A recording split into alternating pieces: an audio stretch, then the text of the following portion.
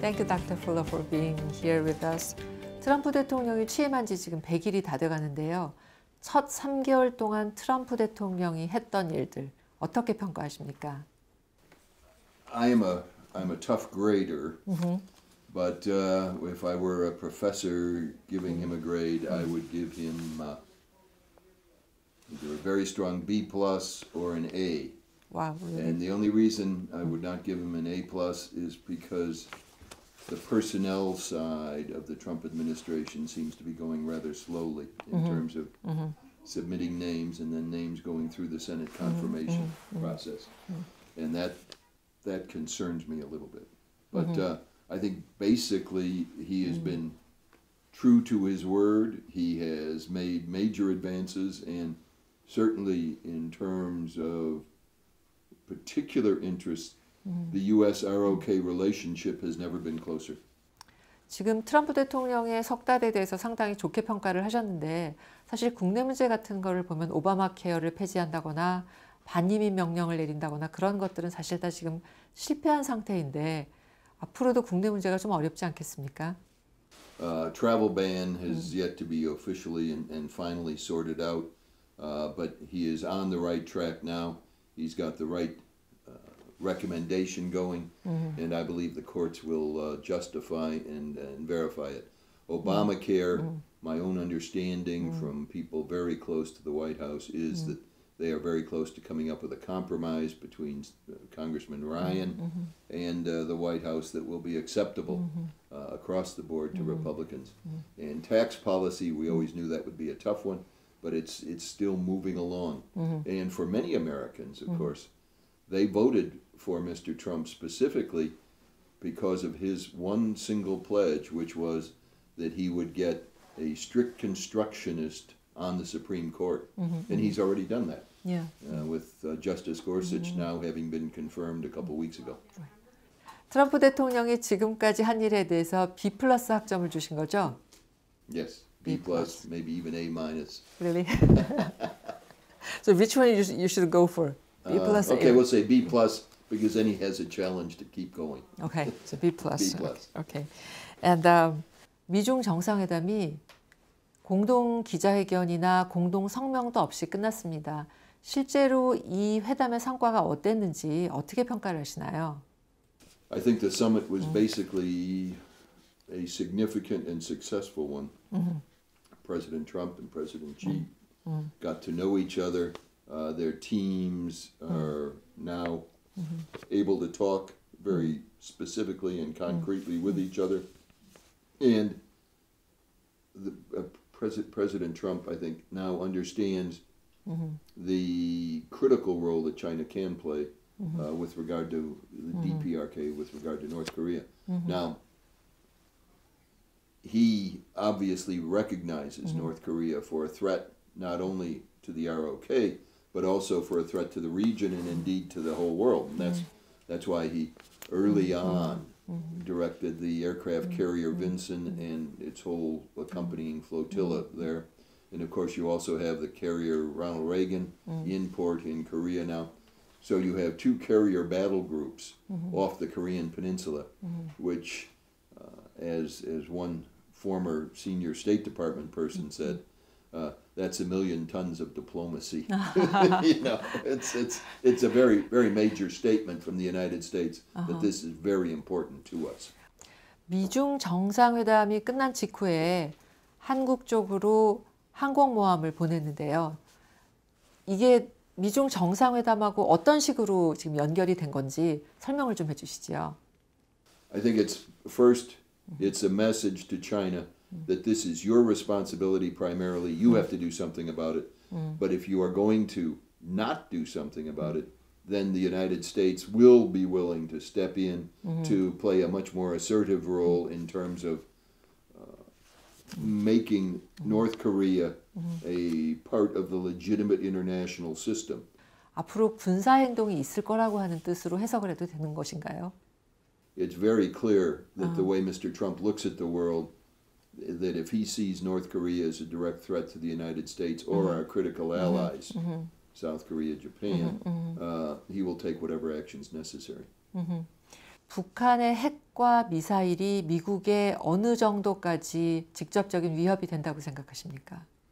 I think it's moving ahead with a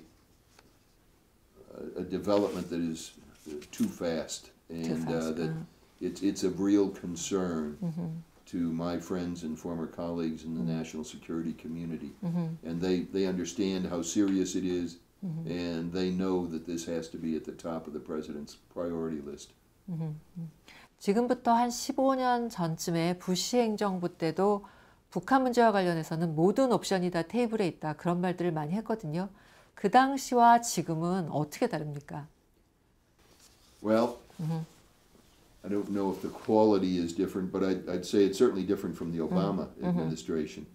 And you've already seen that with the recent cruise missile strikes in Syria that show that this president is not going to telegraph everything that he is going to do ahead of time, and that he is willing to take decisive action when it's necessary. 오케이. 지금 한국에서는 한반도를 둘러싼 안보 상황이 이전보다 훨씬 더 나빠지고 있다고 생각을 하는데, 사실 지금 일어나는 일들 여러 가지를 합해보면 사실 그렇게 생각을 할 만한 분위기가 됐죠. 어떻게 생각을 하십니까? Well, I think the current situation in South Korea has to do with a combination of factors. The first one is the political instability caused by the impeachment and now the removal of President Park. And Korea has proven that it has a stable and effective system of succession. So acting President Hwang and things continue to look good, and we've had the visits of Secretary Mattis, Secretary Tillerson, and recently Vice President. So we are doing everything we can to reassure the Korean people that things are stable. But the Korean people, I think, have those domestic concerns first. You overlay that with, frankly, some what I would call irrational actions by China, 오케이. particularly with regard to THAAD. I mean, we know that THAAD is a defensive system. Our South Korean allies know that THAAD is, and Japanese allies know THAAD is defensive. So why China makes a big thing out of this, I don't understand, and I think it's not helpful to the region. But it concerns the Korean people, particularly when they see reduced Chinese tourists to Korea and economic pressures on specific Korean companies. That's not good, and that's not a good way for China to behave, I don't think. 지금 사드 배치와 관련해서 중국이 한국에 경제적인 보복을 가하고 있습니다. 미국은 이거에 대해서 어떻게 생각을 하는지, 그리고 어떻게 대응을 할 수 있다고 생각을 하세요?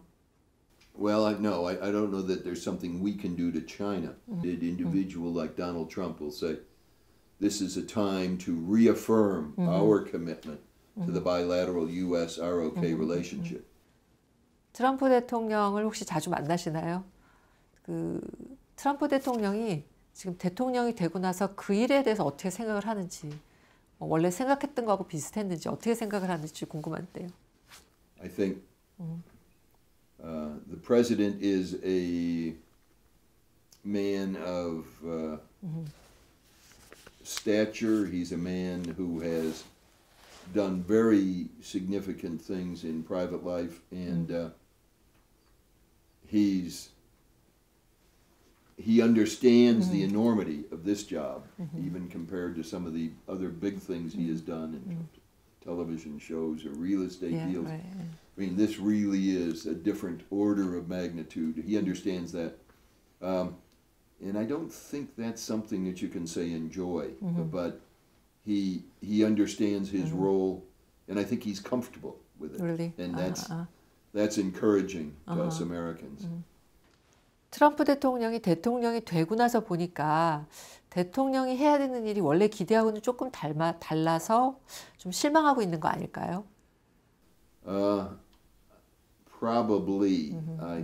I suspect he didn't think he would have quite so many contending factions, Yeah, both yeah. politically and internationally.